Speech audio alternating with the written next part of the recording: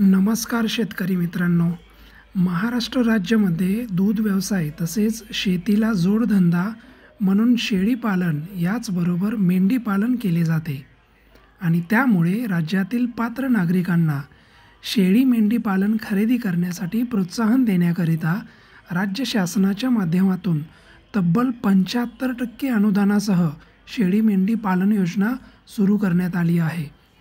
जर तुम्हाला शेळी मेंढी पालन योजनेमध्ये भाग घ्यायचा असेल तर तुम्ही त्यासाठी घर बसल्या ऑनलाईन पद्धतीने अर्ज सादर करू शकता आणि त्या माध्यमातून सदर योजनेमध्ये भाग घेऊ शकता। तुम्हाला शासनाच्या माध्यमातून जाहीर करण्यात आलेल्या ऑफिशियल वेबसाईटवरती यासाठीचे अर्ज भरावे लागणार आहेत। चला तर मग आपण वेबसाईटवरती जाऊया। mahashesh.com या वेबसाईटवरती तुम्हाला लॉग इन करायचं आहे। या वेबसाईटवरती गेल्यानंतर सर्वप्रथम काही महत्त्वाच्या सूचना आहेत। अर्जदारास त्याचा आधार क्रमांक व मोबाईल क्रमांक वापरून एकदाच नोंदणी करता येणार आहे।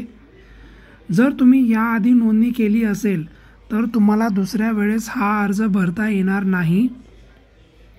याच्यामध्ये नवीन अर्जदार नोंदणी आणि जर तुम्ही अगोदर अर्ज केलेला असेल तर त्याची नोंदणी असे दोन ऑप्शन आहेत। आपण नवीन अर्जदार आहोत त्यामुळे तिथे क्लिक करूया। ठीक आहे। ही योजना फक्त भटक्या जमाती प्रवर्गातील लोकांसाठी आहे। राशन कार्डनुसार नमूद केलेल्या सदस्यांची नावे, आधार कार्ड नंबर अशी अचूक माहिती तुम्हाला द्यायची आहे। अर्जदाराचे वय 18 वर्षापेक्षा कमी नसावे व 60 वर्षापेक्षा जास्त नसावे।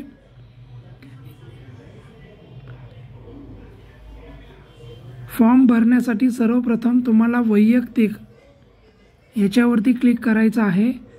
तुमचं नाव, आडनाव, आधार कार्ड नंबर, जन्मतारीख, वय, mobile number, email I D असेल तर ईमेल आय डी, तसेच तुम्ही कुठल्या प्रवर्गातून फॉर्म भरत आहात ते, तुमचा जिल्हा निवडायचा आहे, तालुक्याचं ठिकाण निवडायचं आहे, मग गाव, जात प्रवर्ग खूप महत्त्वाचा आहे।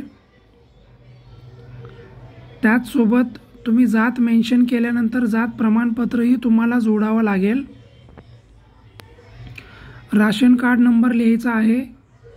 त्याच्यानंतर हे अनुदान तुम्हाला बँकेत मिळणार आहे तुमच्या अकाउंटवरती, त्यामुळे bank account number, IFSC code, शाखा, पिनकोड अशी सर्व माहिती तुम्हाला द्यावी लागणार आहे।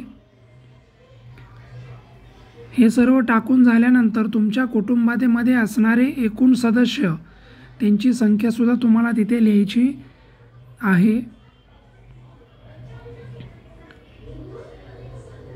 अशा प्रकारे सर्व माहिती भरून झाल्यानंतर तुम्ही सबमिट याच्यावरती क्लिक करायचं आहे।